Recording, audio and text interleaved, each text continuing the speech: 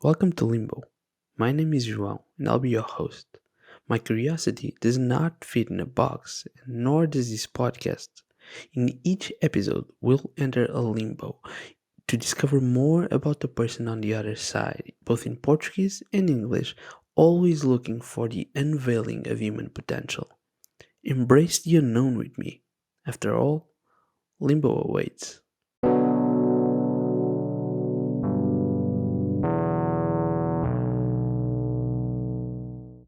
Hi everyone, welcome to the second episode of Limbo Podcast. And today I have with me Sarah Louise. Now, Sarah was someone I met on Twitter.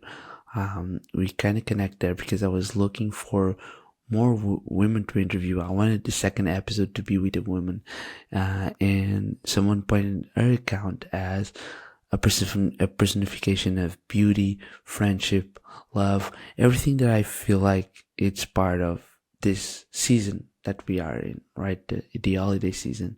And so we had this conversation about her being a stay-at-home mother and how that relates with homeschool, but also with her own beliefs about God. But also, how does she relate with nature and what nature represents to her, and what were the different parts of her own story that made her want to be closer to her kids, and why, and what does she wants to teach them. And I feel like the overall vibe that Sarah has, the overall presence that she has on her Twitter account, on her Instagram account, and even in this conversation, it's one of pure joy, love, and an awesome feeling. But also we talk about sadness and how it's important for people to also, in order to live a complete life, to also feel those feelings that are not that good to feel.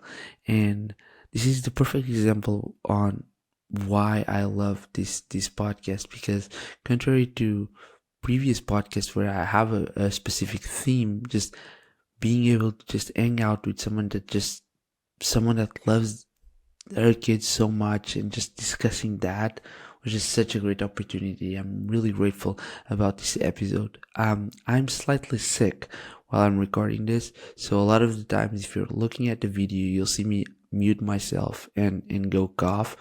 And that's just what it is. I'm sorry about that. If part of the coughing actually got caught in the audio, well, apologies in advance. If you want to follow Sarah, the links are in the description. Thank you so much for being there. And also, if you want to know more about the projects that we're building here in Context, you can just subscribe to the channel, leave a like, and all of that stuff. That being said, here's Sarah Louise. Thank you. Hi everyone, welcome to Limbo. My name is João, I'm your host, and today I have with me Sarah. Sarah, thank you so much for being here. It's a pleasure to finally meet you. How are you? I am good. How are you? I'm very good as well. So, a lot of the things that I wanted to talk about you, to talk with you, um, come from your Twitter profile, right? Mhm. Because that's where we met. And I kind of wanted to know, like, you have this nickname on your Twitter. You're not named Sarah. You're Yeah. named Ducky Louise, right? Yeah. And I kind of wonder, like, where does that came from? Okay. Well, Louise is my middle name. Ducky comes from when I was in high school. I had a very close best friend who would always tell me, "Sarah, you're like a duck with one leg. You're just swimming in circles." And so he started calling me Hmm. Ducky, and it stuck. And then my Twitter handle, my all of my handles everywhere on the internet were always it was duck with one leg for a very long time. Hmm. And so then when I joined Twitter, I just went with Ducky because I I was out of ideas. I was like, I'll remember Yeah. this. Yeah, clearly. So, So and do yeah, you feel like it's a fair like description of who you are, like a duck with just one leg? yeah, it was accurate. Why? uh, I am a comedy of errors in real life. I do a lot of I do have ADHD, and the way I am doing things is always, oh, I forgot this. Let me go back here and try again. I'm like running down the hallway for this reason. Oh, I tripped over my feet. Now I'm rolling down the hallway. Just, it was accurate. and he said it out of love, and it was an affectionate nickname, so I wasn't offended by that.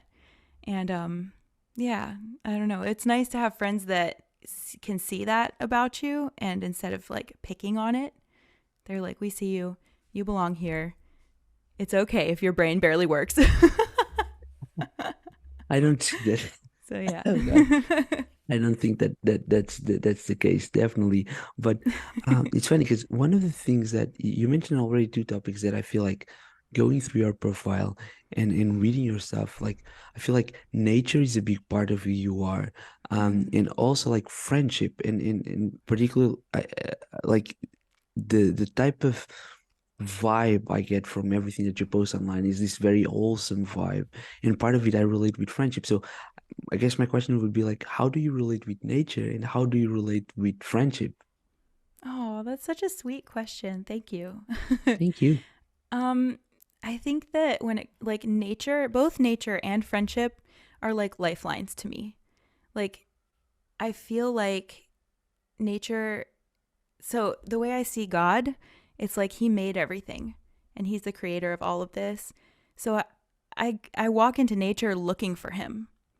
I'm like, if I can keep my eyes open and really pay attention to things, if I like notice the way the seasons change, the way the plants grow, the way animals respond to things, like they just have God and the divine all over them.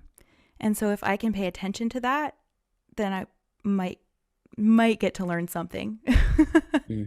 And so I'm always trying to notice, and paying attention is like my biggest bugaboo. And it's when it comes to like, I know I already mentioned ADHD, but when it comes to that, um, ADHD is not a disorder of not being able to pay attention. It's a disorder of like where you could direct your attention. It's almost like we don't have as much control over where our attention goes.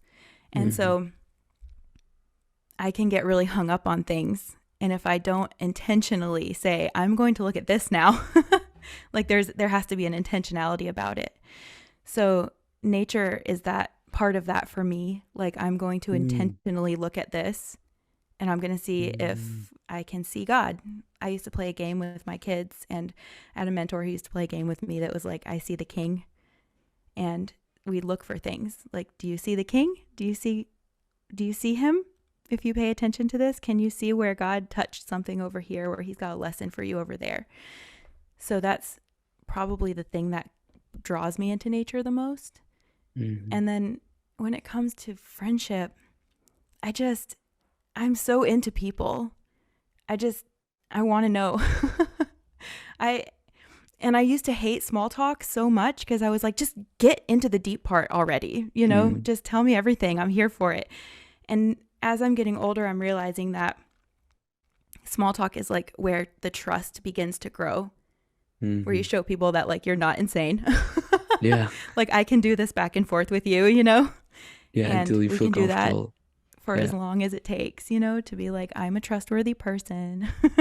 Yeah. And some people never want to go deeper than that. And so I think probably my 20s and early 30s was a lot of learning how to just let people stay shallow if that's where they're comfortable. Hmm. But Yeah. yeah, I get invested in people really fast, and Yeah. my friends mean a lot to me. Yeah. Perfect. That's such a beautiful answer, and it has to.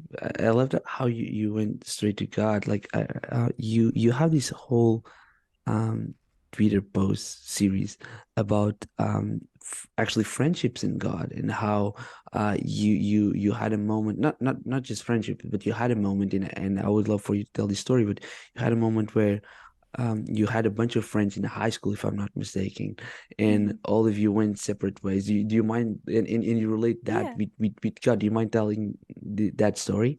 Oh, the one about that's really funny because yeah, I think you're thinking of the one where I was like sitting in my room before we graduated, and there Yeah. were three guys. One of them was one of my besties in high school. He's the one that called me Ducky.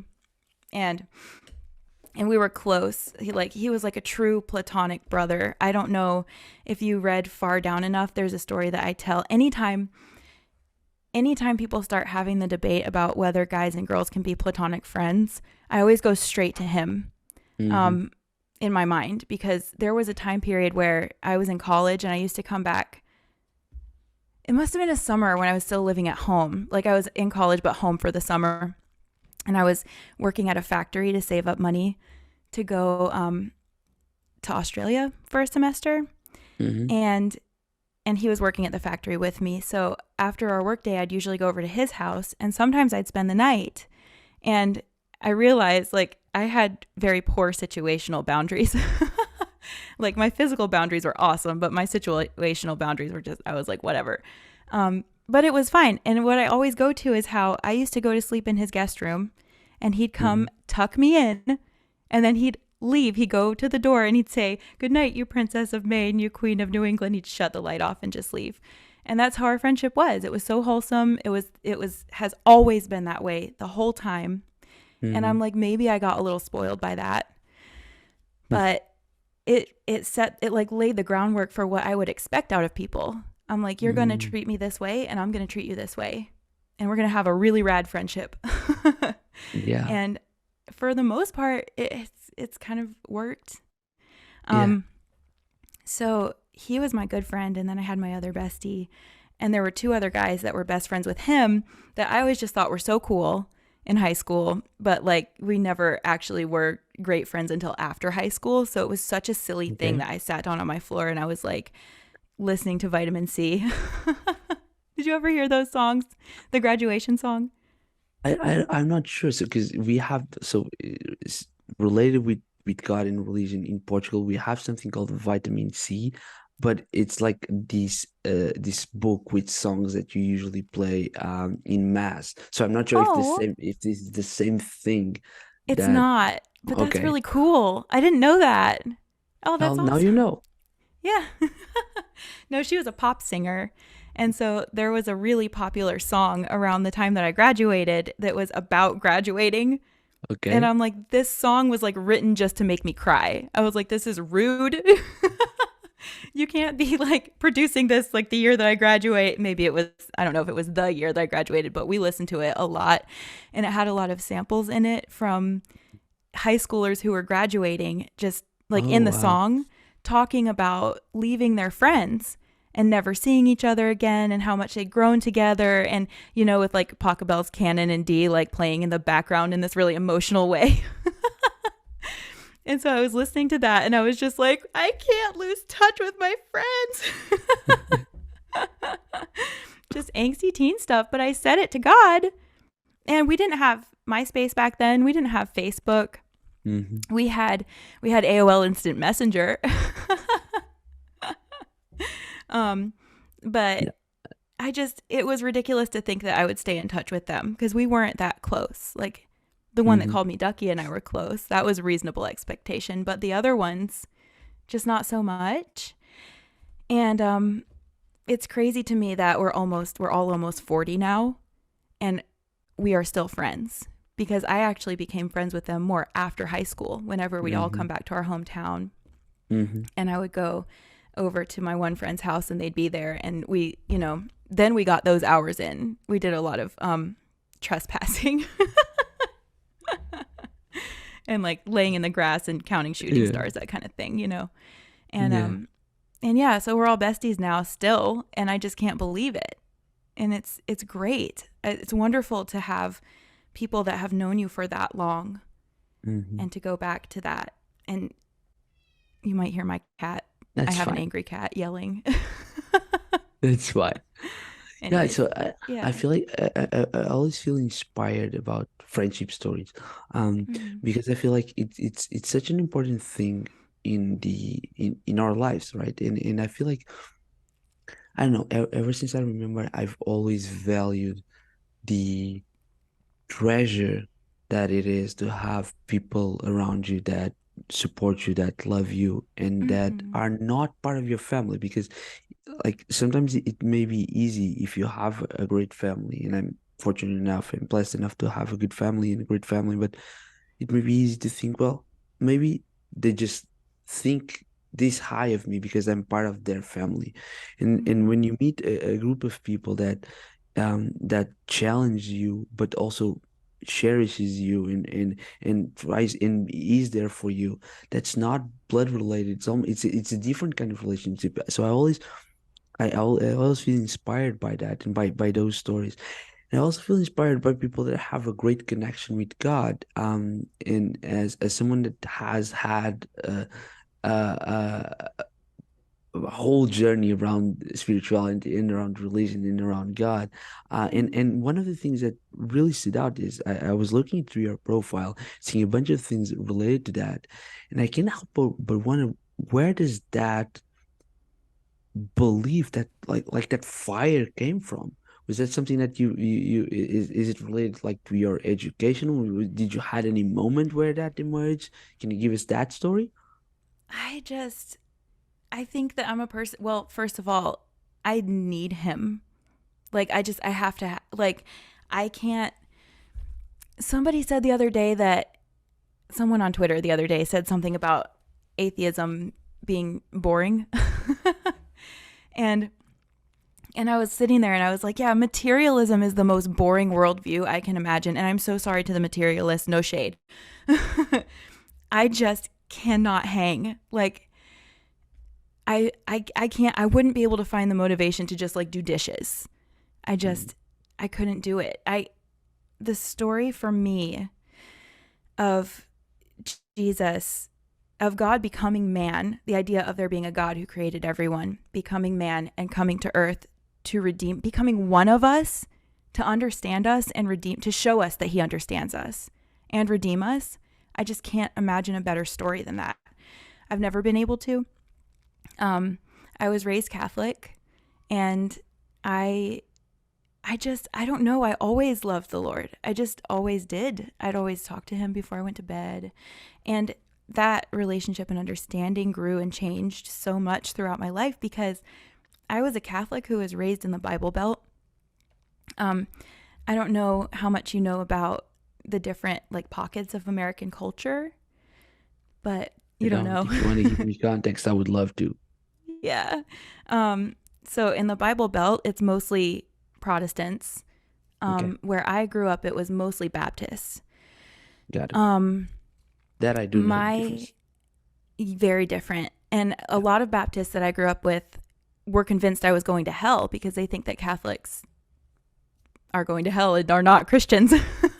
Yes. And I actually, when I was in like third grade, I remember there was another little girl, and this is going to sound like a sad story or something, but I wasn't even offended at the time. I was just so, I think I actually thought it was funny because it was so surprising. This little Mm. girl in the bathroom slammed me against the wall and was like, because she was that upset with me for worshiping the Pope, is what she said I did. And I was like, I literally don't do that. And I wasn't even, I mean, like, I guess technically it hurt or whatever. I don't know. But I was just like, why would you do that? Yeah. I was like, you're not even right. Yeah. So, um, and when I got to high school, we still went to a Catholic church. My mom took us. My dad is, he would say that he's a Christian, but you can't make my dad go to church. He's just not going to go. He's like, he can't. I mean, I've seen him go a few times and he's always just so uncomfortable. Like he's Mm. sweating. You guys, He's like ready to leave. poor man. I know he tries. He really does. But, he's just uncomfortable, doesn't want to really talk about it very much. And, so my mom would take us to church, and our church, pretty much everybody who went to our church was elderly, Mm. because the people in my town who were Catholic were typically retirees that came from up north. So I counted the handicap parking spots at my church, and there were more handicap parking spots than regular ones. So Oh God.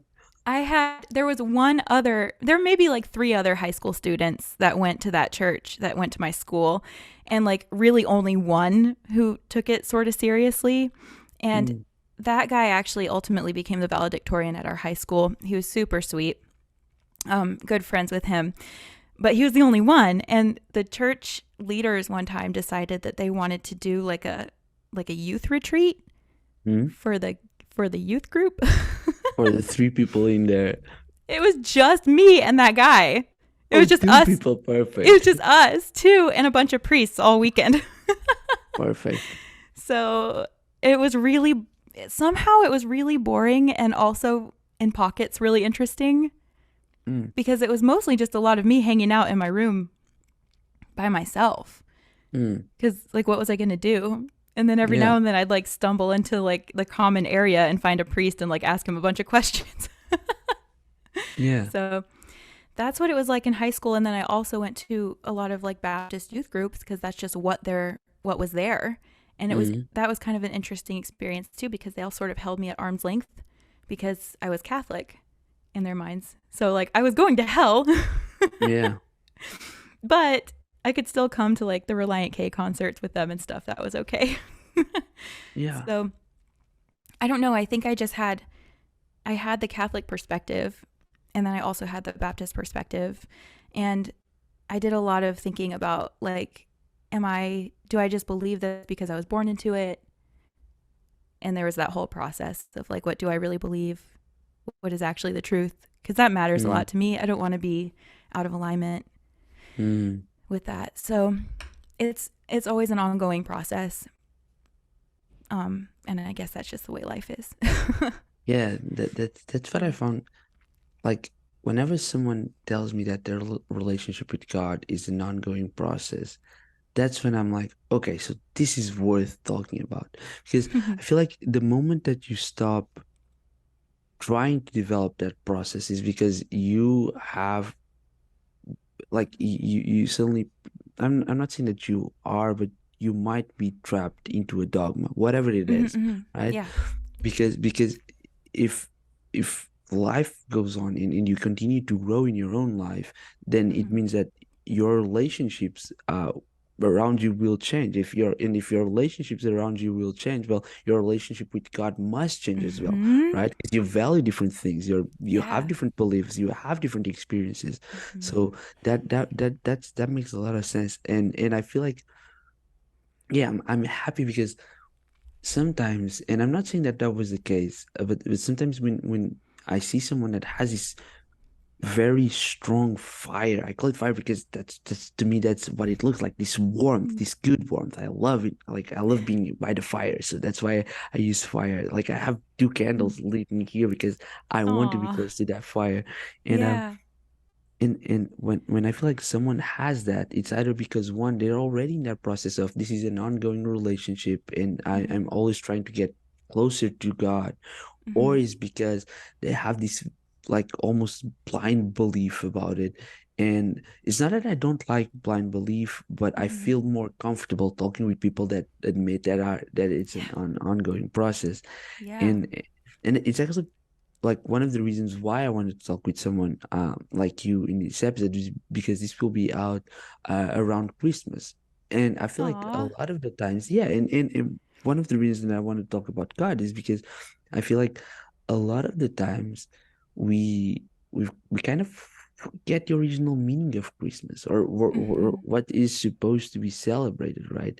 And for hmm, some reason this year I was just feeling so and I still am like I'm feeling like this Christmas spirit and I want to be around people and I want to be around family and I want to be yeah. like and so and reading through your tweets was like, yeah, this resonates, this makes sense. I like this. Which leads me to a question that has nothing to do with God. um there was this tweeter, like, not thread, but like this thing where people were supposed to describe their Twitter profiles with a GIF Oh or yeah. GIF. I don't know how you say it, if GIF, GIF, I but say GIF. GIF, perfect. You're like, we're right. Everyone that says GIF is Yeah. wrong, but we'll let They're them talking about say peanut it. butter. Yeah. Okay. But oh God, sorry. And you mentioned like do you remember what GIF you used to I describe your think I used a profile? little kitty sitting by a fire with a Yeah, book in a chair. yeah. Yeah. yeah, so I was wondering, like, if you could explain to us, like, why that gift? Why would you say your Twitter profile is a kitty sitting in the couch by the fire reading a book? Yeah. I just, I am aiming for cozy. I'm always like, this is why I hate working out because it's not cozy.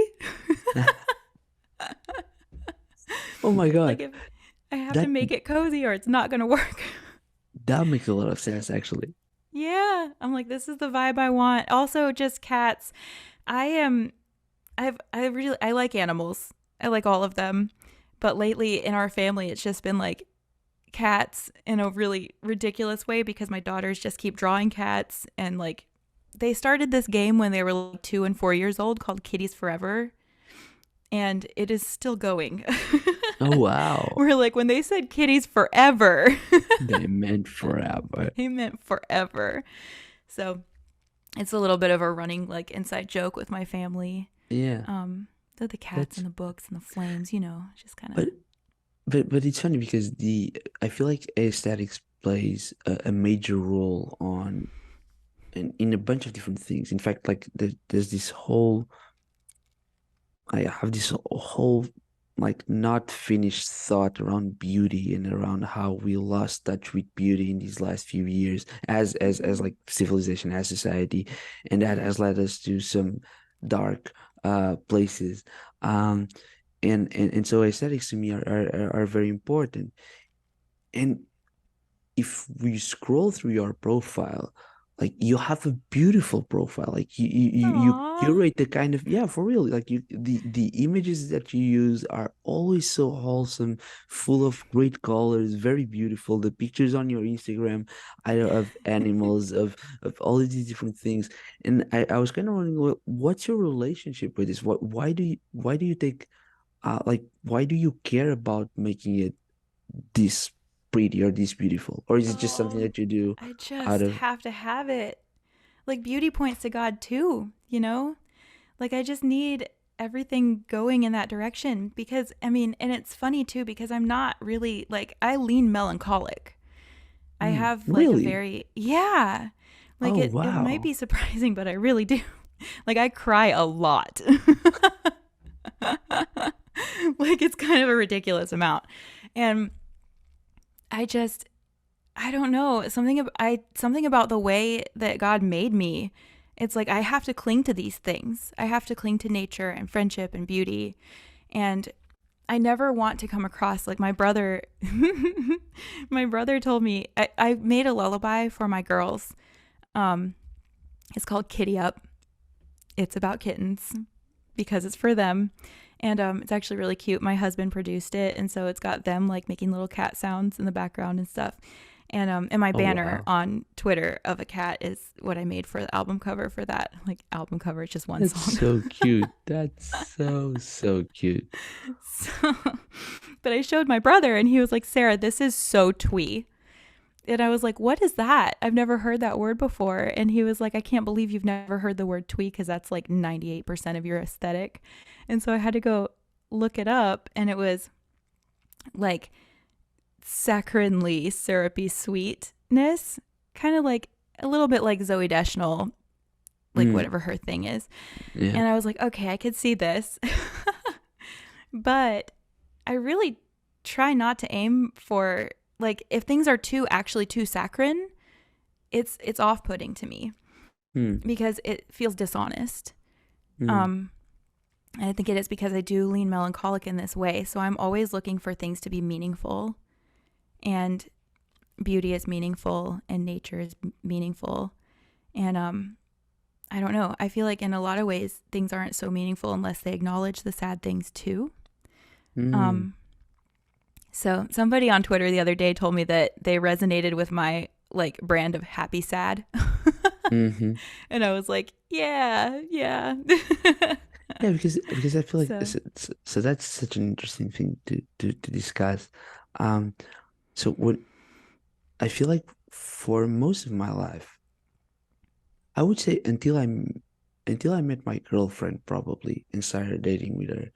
Um, I was one of those people that always focused on what's joyful? What's the positive thing? Like sad things don't matter. Why should we recognize sad things? Sad things Mhm. suck. So why should we recognize it? Like, who likes being sad? Jesus, no one likes being sad.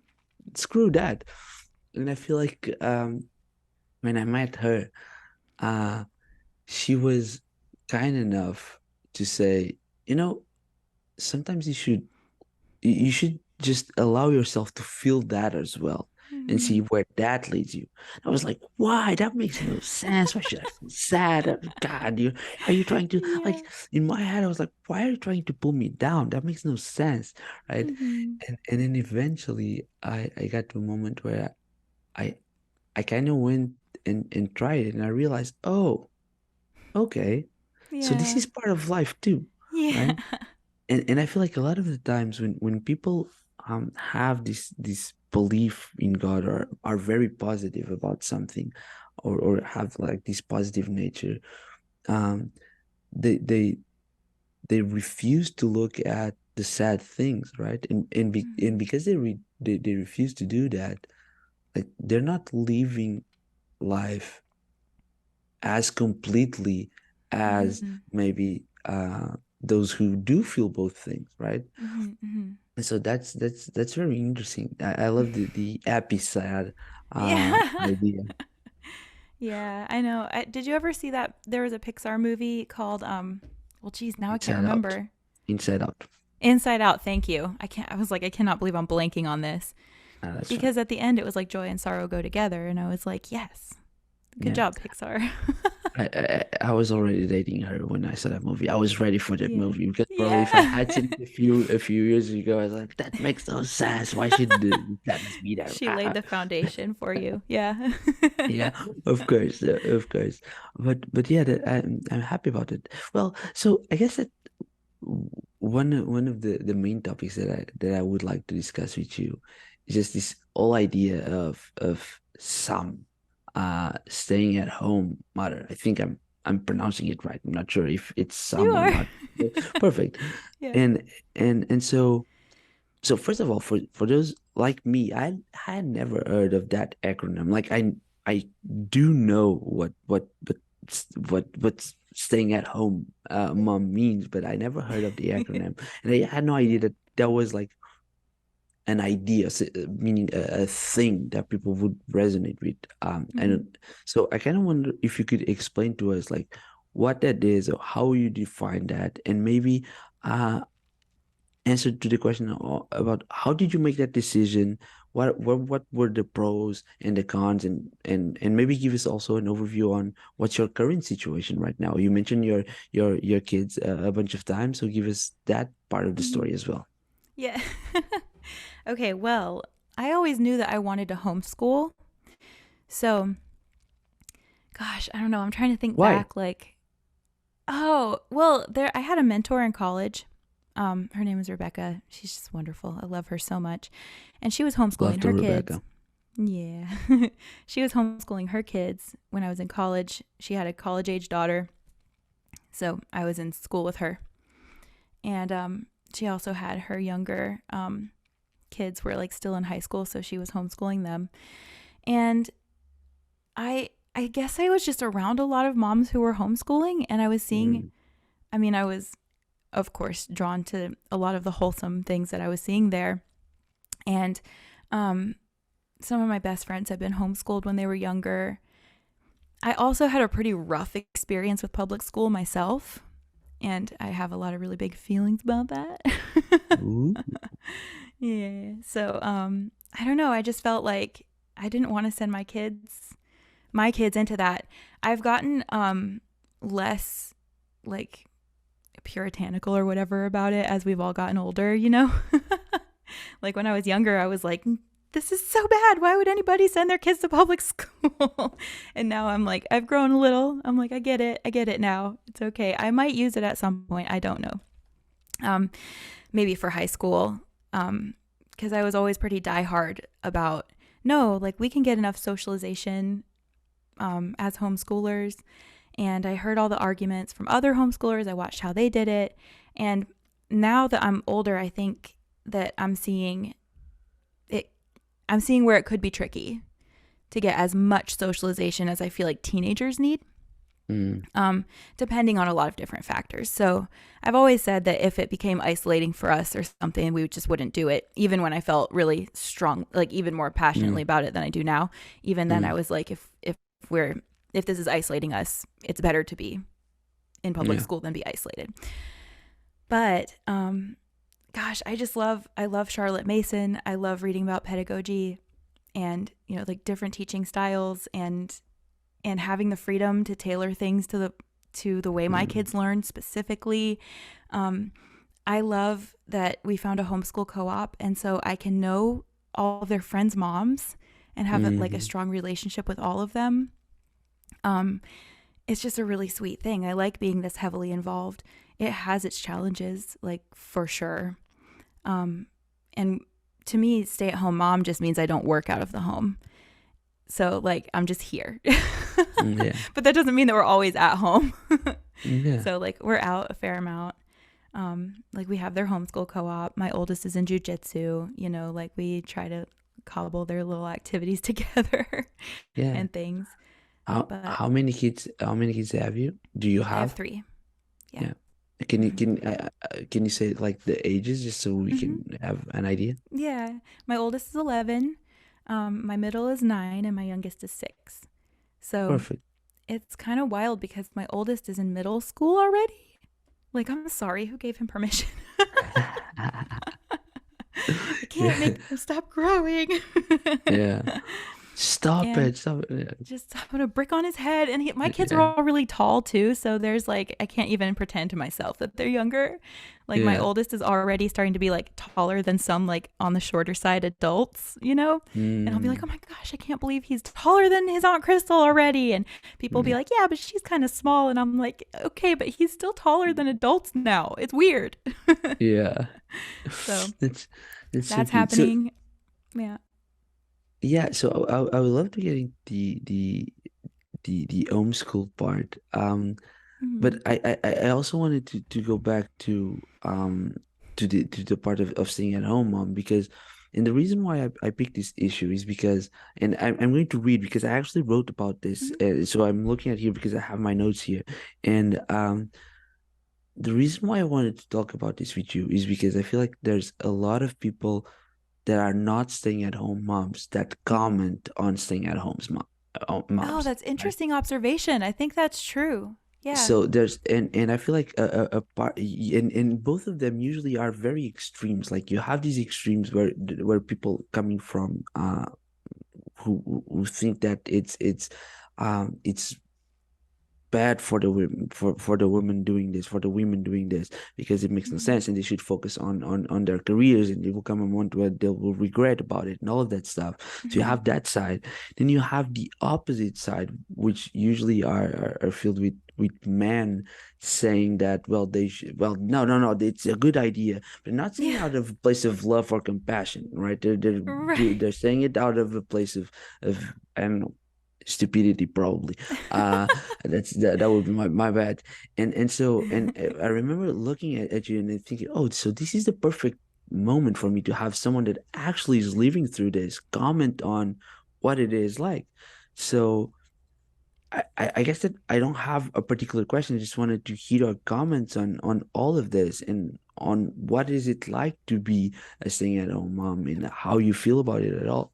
That's so interesting. I hadn't thought, like, I think you're right. There are a lot of extremes that happen. And I usually see, like, I have seen, well, I've been in a lot of like mom groups on the internet and in real life. And I feel like women get really intense about, I mean, Mm, everybody does, I guess. But like, I see moms getting really intense about the choices that they make and really defensive of them, which makes sense because this is such a high calling, like raising people. It means so much to crazy, everyone who's doing crazy, it, you know. We don't want to crazy. believe that we could mess up. And I think a lot of moms, and this goes for not just the stay at home issue, but like all of the hot topic issues that people fight about, you know, like the breastfeeding, the co-sleeping, the whatever, all of it. People will double down on whatever choice they made and be like, this is the only way to do it the right way. Mm, And if you're doing it some other way, then you are bad and wrong. Because if they admit that there could be more than one way to do it, then they have to look at themselves and say, wait a minute, am I like maybe not perfect? And it's it's too hard. Yeah. So I do think there's a lot of extremes, because like when you decide to stay home, that's a big decision. I mean, we've definitely taken a lot of financial hits because we have one income. Yeah. Like my husband's got to hold up the sky all by himself. That's kind of a big deal, and it's a lot on him. I'm not great at making money anyway, honestly. Like, I think when they were really little, I was like, I could go get the kind of jobs that I had before I had kids they were all caregiving kind of jobs. Mm. I have a Bachelor of Science in Communication Sciences and Disorders, which is like the prereq to speech pathology. Mm-hmm. So I could have been a speech therapist, but I went ahead and had babies instead. And that's Far more okay. I didn't interesting. really want to be a speech therapist. I figured out after I graduated. I was just like, never mind all of this. Yeah. Uh, But I had like all of my work history. I never worked in service or like jobs that people typically have for some reason. Like I mm. never did food service or retail. I was always I worked in group homes for people with autism. I worked in I did one-on-one tutoring again for people with autism. I did Mm. tutoring in other situations, and I was like a camp counselor, and and I was a daycare lead teacher. Like all of my entire resume is just like caregiver job after caregiver job, and I learned so much doing all of that. It doesn't pay well, like at all. So I was like, if I was going to go do that when our kids were really little, I was like, this is barely going to cover the cost of them being in Yeah. daycare. So Yeah. shouldn't I just stay here and take care of my kids instead of go out somewhere else and take care of somebody else and send them? It just didn't make any sense to me. Yeah. Also, since I have worked in daycare, I was just, there's no way I could have ever sent my kids. Yeah. I was like, not happening. Sorry. Yeah. So, So, so yeah. And how was your husband already aligned with you in this idea? Did you had to process that? How in you, as we talked about in the podcast, I do this question because I'm genuinely curious about mhm. how does that conversation looks like. But you can always feel free to say, well, Joel, bugger off.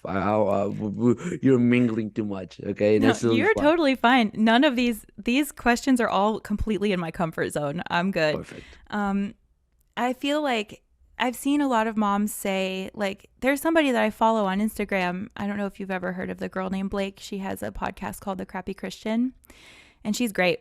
Um, Um, she just recently decided to take her kids home and be homeschooling them, and she had them in like maybe a private school or something. I'm not sure, mm, but she had like more of a discussion with her husband about it. She would just shared openly about this on Instagram.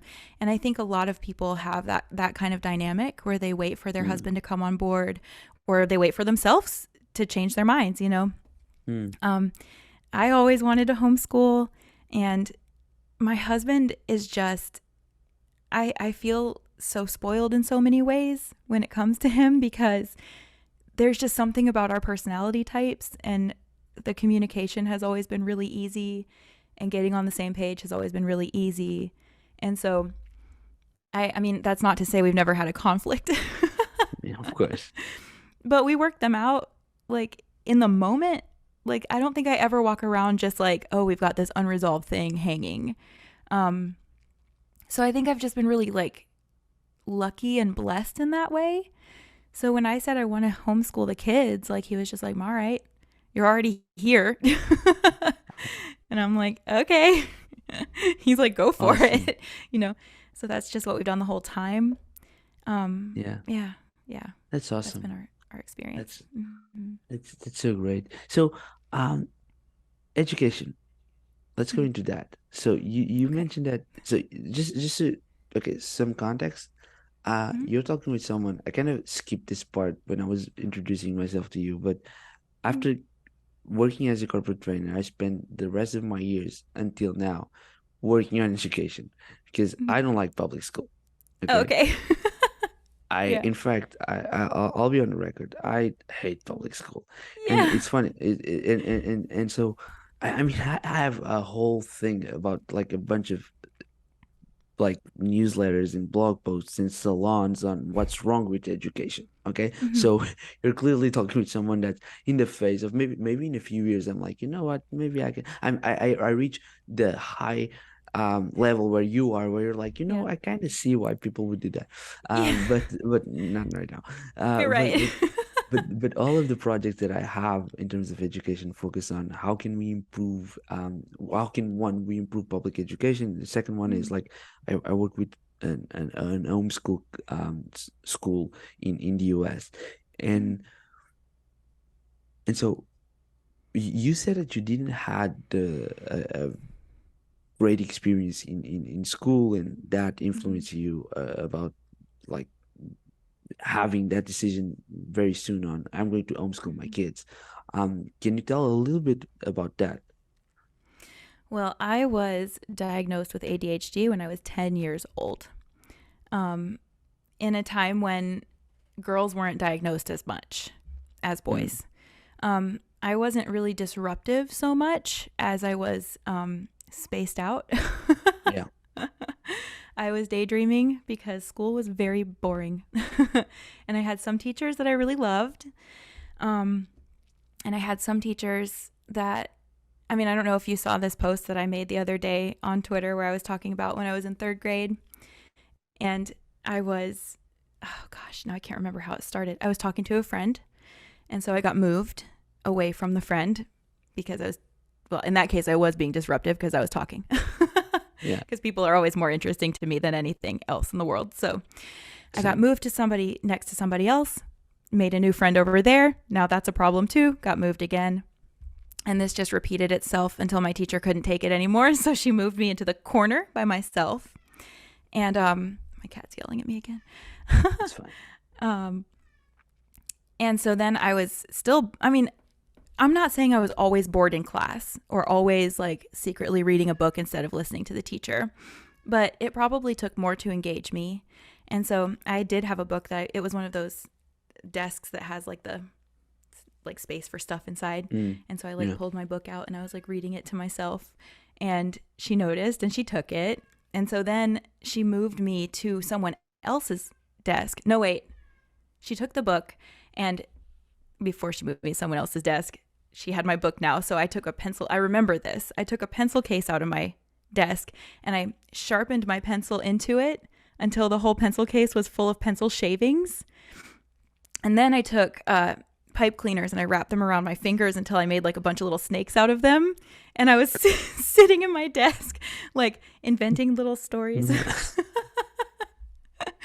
And my teacher was like, then she moved me to somebody else's desk. And like, now I have somebody else's stuff. And so that was really interesting. So I'm still not listening to her. And at this point, she just got so frustrated that she dragged my chair away, picked the desk up over her head, and shook all the contents of it out onto the floor, and then chucked the desk off. And it just was laying there. And then she just went back to teaching like nothing happened. And I was like sitting in my chair. That's just chef's kiss on what's wrong with public education. God, that's so bad. Yeah, yeah. So I had a lot of experiences that were like that. I had a teacher in music class who threw a xylophone at my friend's head, missed him, and put a big dent in the wooden door behind him. Um, when I was in high school, I had a math teacher who got so frustrated with a student that he smacked him in the back of the head, and he had like a ponytail in and his hair tie went flying, and when his head hit the desk and bounced back up, and the teacher smacked him again back the other way, and we all thought he was going to get Oh. fired. We were like, there's no way. But he didn't get fired, and I guess that's the whole story. And that was a moment where So like, you know what, maybe yeah, homeschooling is, yeah, I'm like, this might not kind of be a works. great system. Option A, my kid might be smacked in the face. Option B, my kid might not be smacked in the face. Like maybe we Not just sure. don't. Yeah. But that wasn't even like, I mean, for me, the worst thing was that since I had this ADHD diagnosis, um, I was making good, like, by the time I got to high school, I was making good grades freshman and sophomore year. And I mean, this is the thing about ADHD. Like, everybody knows that you have so much potential because when we do the work, we make A's often. And that's usually how it worked for me. If I did the work, I would make a good grade. But the question was, like, am I going to do my homework or not? And I was telling somebody about this the other day that I always felt like I didn't know whether I was going to do my homework or not. And it didn't really have much to do with how much I wanted to do it. I just felt like it was going to, like, whether or not I did my homework was something that happened to me, Mm. sort of, rather than like something I decided to do. I would be at school going, I really hope I do my homework tonight. Mm. And so by the time I got to my junior year in high school, I got like my first real crush. And then my best friend's mom got shot and she passed away. That was a pretty traumatic event. And then one of my other really good friends got spinal cancer. And I lost the ability to think about anything else. Oh wow. So I just mostly thought about those three things. And I just quit doing homework. I quit thinking about school. And my grades started to come down. And as soon as my grades started to come down, the special education department got involved. For those of you that are just listening to podcasts, not watching the video, I fell onto the floor cringing with this. God. It was, I mean, just because I had the diagnosis. And it was rough. Like, that was just, it was extremely embarrassing for me as a teenager because it was a very small school, so everyone knew who they were. And they would just walk into class and pull me out, like in front of my peers. They'd pull me into the hallway. I don't remember exactly when it started, but I wasn't really being successful in complying with like their plans for me. Yeah. So at some point, they started to get really frustrated, and there were two women that worked in the special ed department. They would just take turns pulling me out of class and screaming at me in the hallway.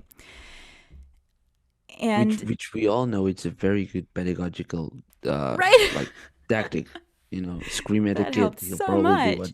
Yeah, of course. Yeah. So I would go home and just spend the rest of the day trying to sort of regulate my emotions about that. And then I even more didn't do my homework, so my grades got worse. Yeah. And it's a lot of, I could go on for a long time about the ways that they handled things. And as a teenager, like, things I wish I had known so I could have managed it better. But I really had no way to know because I was a kid and our dial-up took about 15 minutes to load a single page back then. Yeah. So I couldn't just like go on YouTube and be like, what do I do about my teachers? Yeah. But like Yeah. it's funny. So let's say because I don't think a lot of people realize the amount of knowledge that they have available on the internet. So let's say that Mhm. for some reason someone's listening, a teenager is listening, and he or she or they just listen to what you just mentioned, and they're Mhm. like, yeah, you know what? This is me. Like, what Mhm. you wish you had known back then that it may be useful for them right now. Gosh, I just wish that, well, I mean, it was hard because I feel like back then it was around like 2003. And so we're talking like 20 years ago. I feel like my experience back then was that people knew just enough about ADHD to be obnoxious about it and like not enough to actually tell me anything useful about my brain. I wish someone had just said to me, you have fewer dopamine receptors in your brain than people who have neurotypical brains. I think that would have helped a lot. I think it would have helped a lot if they said, if you get a crush, it's going to feel really intense because you're going to want to hyperfixate because your brain is like, oh, yay, dopamine. We can use this. So maybe don't take that so seriously.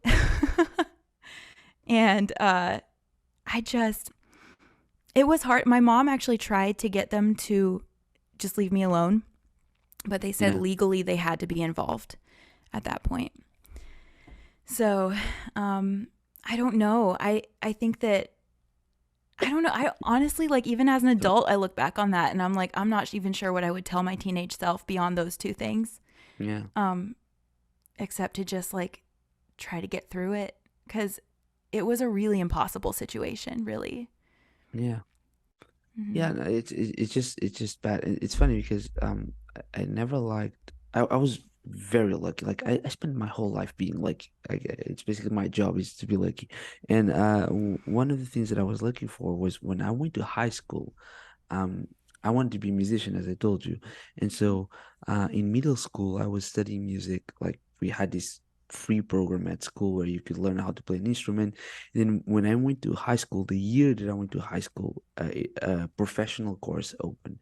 A professional course is basically an alternative to high school where usually you're more focused on a particular skill, in this Mm-hmm. case, music.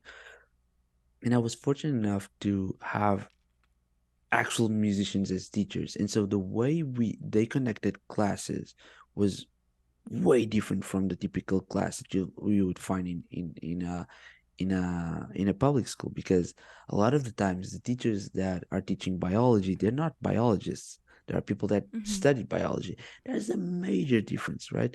And I was having classes with musicians. And so instead of me studying like the theory of stuff, I spent lessons where we would spend like more than an hour just listening to music, because that's the thing Oh. that musicians do. Yeah. And so I was fortunate enough to have this very different experience.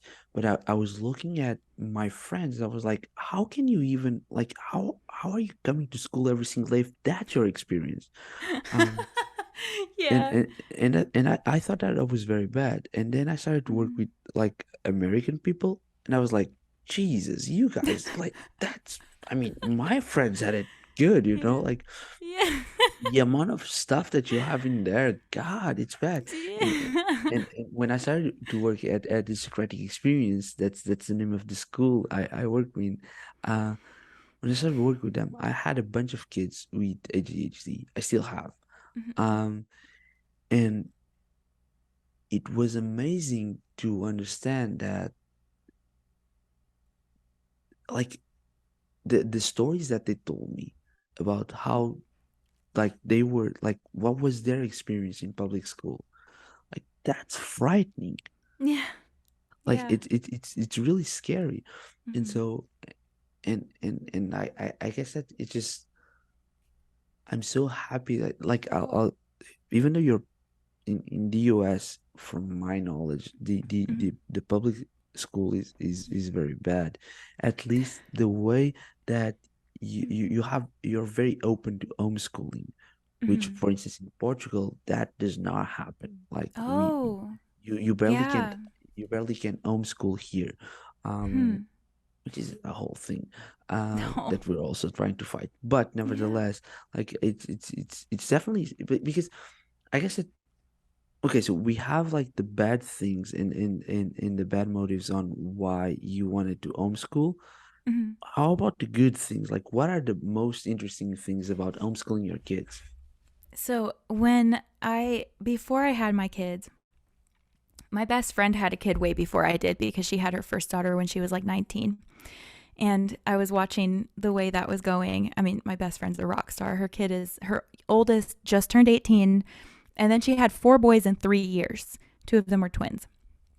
So that's how that's going. That's And yeah, brave. yeah. Well, that's just what the Lord gave her. Yeah. And they're everything. Love them so much. But um a long time ago when she was 19, and so I would have been 20 because I'm 1 year older than her. I was watching, she went before me and she was homeschooling her daughter, and they were, so I was just kind of, anytime she was reading about, you know, the different ways to teach, I would just read along with her. So I read about Montessori, I read about Charlotte Mason. Um, but then she had a friend out here who, as part of her homeschool co op, and I walked into her house and sat down at her kitchen table. And her kids were a little older than my kids are now. And I just remember the door being open and families and kids just kind of filtering in and out, and kids running in with like costumes on. And one of them had like a play that they had written. And, they had like the tents set up with the play silks and everything. And it was just this very warm, sort of connected, very social, like more social than I saw in public school by a long shot, environment that was full of free play and learning that seemed really organic and guided, and in a way that was that kids seemed more receptive to. And I just watched that and I was like, I want that to be my life. You know, I don't want to, I don't, no shade to the homeschool moms. Like, I really do get it. But just, the way that, because I'm drawn towards beauty and nature, like, I remember reading, like, learning math growing up, and those math books were so ugly. Mm. I was like, I can't look at this. It's so ugly. And now the curriculum that we use is actually called The Good and Beautiful. It's a pretty popular curriculum, I guess. I've been seeing it going around a lot, but it's really pretty. And I feel like that matters. Like, I'm teaching my kids math and we're like cutting out, watercolor pictures of hot chocolate and counting the marshmallows and everything. It just feels better. Mm. And I wanted to have the freedom to infuse as much beauty into it as I wanted to, and to take us into nature as much as I wanted to, and to have the freedom to go wherever we wanted to go and learn wherever we wanted to learn and go outside whenever we wanted to go outside. And I just Yeah. felt like, I think even if I had had a good experience in public school, I would have still felt drawn to that Yeah. because of I that think that freedom. I think of part of what also attracts other parents. I'm not a parent yet, but I feel very drawn to this idea of there's a set of values and skills that you can teach your children if you have them be homeschooled, Mm-hmm. that you're delegating to a different institution if you have them on a school, right? And one of them is you have this post on Instagram about Halloween. And let me just see if I can find the exact quote. If it's something along the lines of, if a kid gives you a piece of candy from their own basket, accept it. It's one of the first one of the first um moments of agency, something like that. Basically, like Yeah. it's one of the first things that they can give you out of that's theirs, right? Yeah. You even go into detail and say, like, well, sure, you made the customers and you went with them, but it's true. That's like it's their candy and they're giving to you. Mm-hmm. Um, and that to me, like that resonated a lot because I feel like part of that's agency. That's teaching kids to have agency and that they can Mm-hmm. have an impact on the world around them. And I feel like that's one of the things that clearly a lot of education fails to teach. Yeah. And it's actually one of the things that I feel like it's most important to. I don't, have you ever heard this essay? Not heard, read this essay by Simon Series called "The Most Precious Resources Agency." Huh. No, I haven't heard that. That I'll sounds send it to you. really, It's thank you. phenomenal. Yes, It's I my would love to favorite read that. essay, Yeah. and it's basically explaining on why agency is the most precious resource and what awful job we do in education teaching that to our children. Mm-hmm. And so Yeah. agency is an example of something that I feel like you can develop a lot by if you're homeschooling your kids. And I would love to Mm-hmm. know in your take, like what are two or three other things that you feel like you can teach your kids by having them homeschool that maybe if you have them on public school, you can still teach them for sure Mm-hmm. and you can try to teach them, but the amount of control you have over those particular skills or values is way lower than by having them be homeschooled. I really like that point about agency. I'm excited to read that. I was going to ask if you've ever read any Gordon Neufeld. Um, he I haven't. he talks a lot about attachment. Like, that's kind of his whole thing. And as you were talking about agency and everything, I was thinking about Mm, my my friend Rebecca, my mentor person that I started with the homeschool. One of the things she used to really impress on us was like, you just get a little bit of time with your kids. And I that was one of my big motivators, because I was like, they really do grow up so fast. Like, we get tired of hearing about it, but it's true.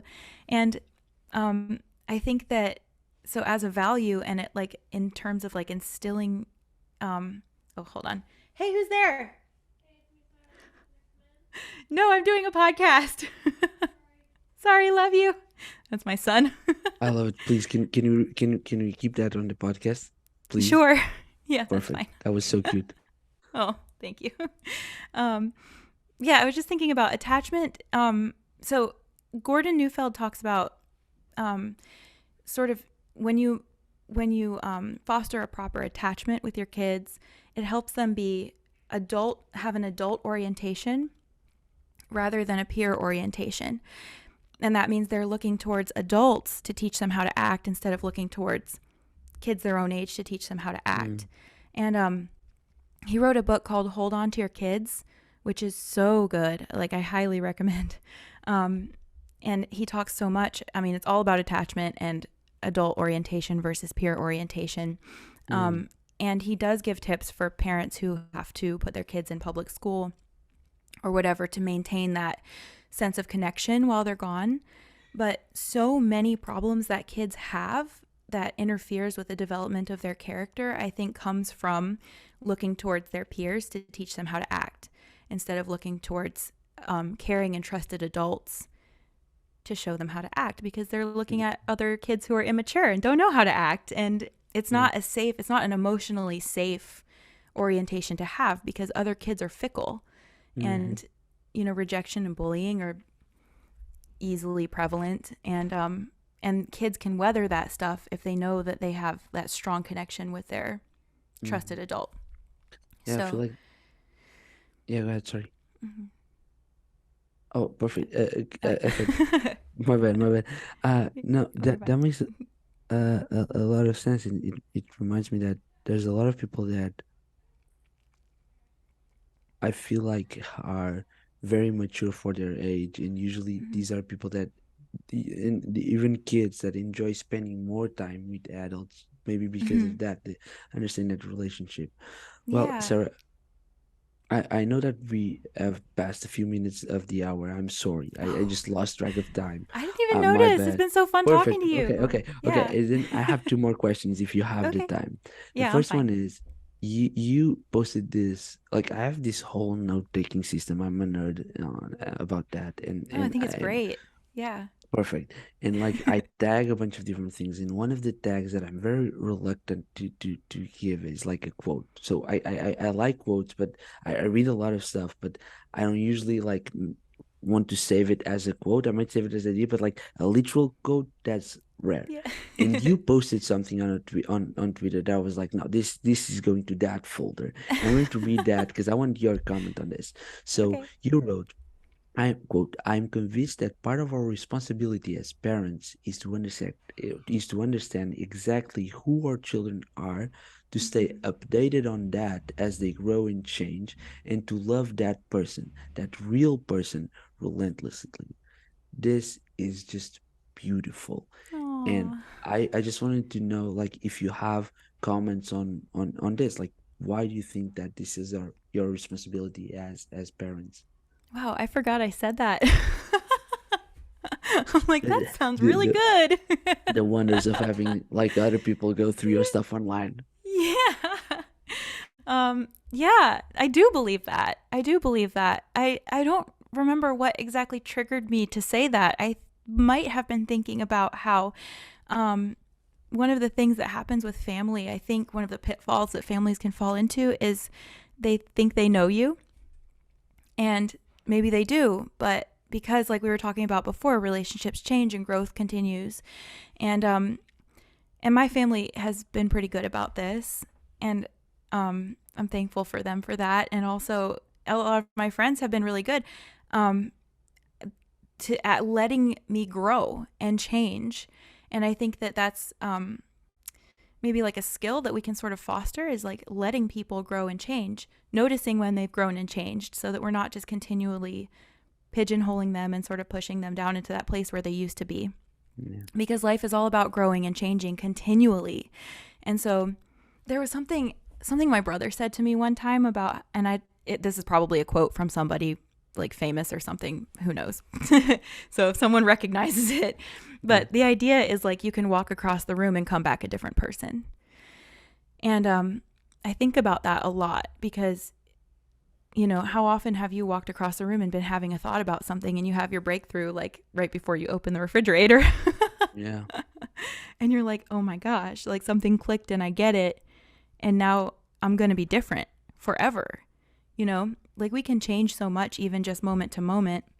And I'm not saying we don't have like a core of who we are that's reliable.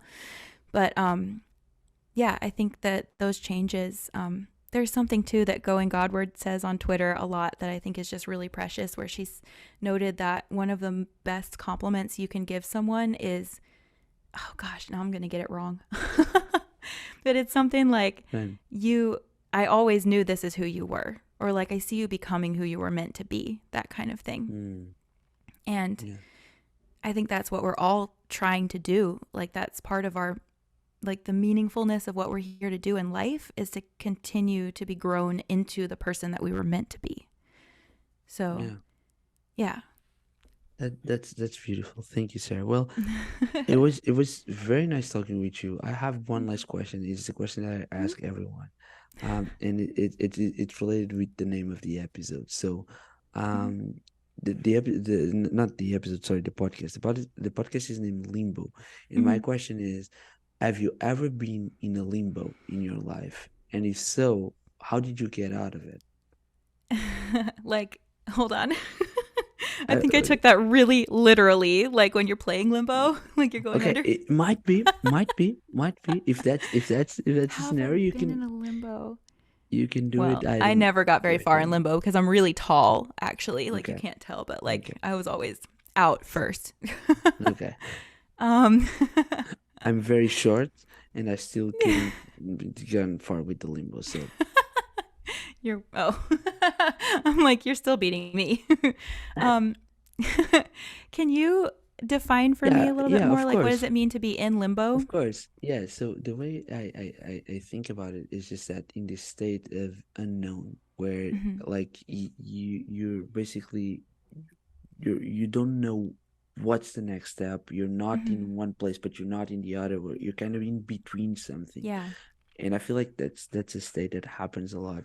And I'm just curious Mm-hmm. on if you ever been if you in your life Yeah. you ever been in one of those states, and how did you get Oh, out of there? yes, I got you now. Thank you for for You're clarifying. welcome. Yes, I've definitely been there, and I do not like it. That's probably my least favorite. I hate it when I don't know what to do. I really don't like when you feel disoriented. Yeah. Anytime I've ever felt like I don't know what exactly the truth is about something, um, or like I have a disconnect with reality, like those are probably might be some of my least favorite feelings ever. And I usually tell my friends, like, I really wish that God had a cell phone. I'm like, I want to call him and get answers, like really clear, nothing like, you know, like drop an acorn on my head and now I have to figure Yeah. out what this means. But I think that for me, getting out of it has a lot to do with communication with other people because I need to Mm. get oriented properly and Mm. other people can see things that I can't see. And so I've always been a really verbal processor. That's part of why I'm on Twitter.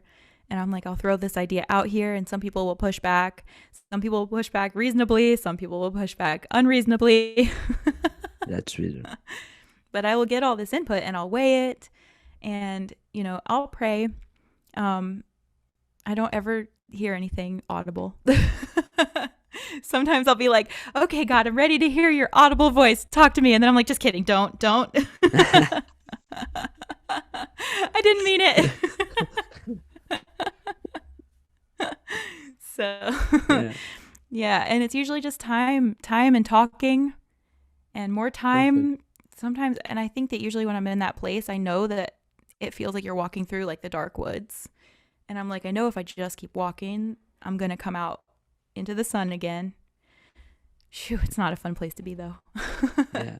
But I feel like it's and that's part of what I like about the limbo is that it ends. and that Yeah. feeling of leaving limbo Yeah. it's just it's great. And on that note, Mm. I think we can wrap this up. Sarah, if people Mhm. want to get in touch with you, where can they do it? Like, what's the best place? Your Twitter account, your Instagram account? Twitter. Yeah, probably Twitter's Twitter? the best place. Ducky Louise. I don't think I have a dot. Yeah, yeah. Like I don't You even don't? know. You Ducky don't? at Ducky Louise on Twitter. Ducky with a IEDUCKIE Yeah. Louise. And Well, then my Instagram is Ducky Louise unedited. I do also have a Ducky Louise Instagram. That's another story for another time. Uh, sounds well. Round two Yeah. of the podcast for sure. Well, Sarah, it Mm. was so fun talking with you. We'll definitely leave the link for your Twitter account in the description. And since this is probably coming out around Christmas, everyone who's listening, Merry Christmas Merry and have Christmas. a Happy New Year. And I'll Yeah. see you all in the next episode. Thank you so much, Sarah.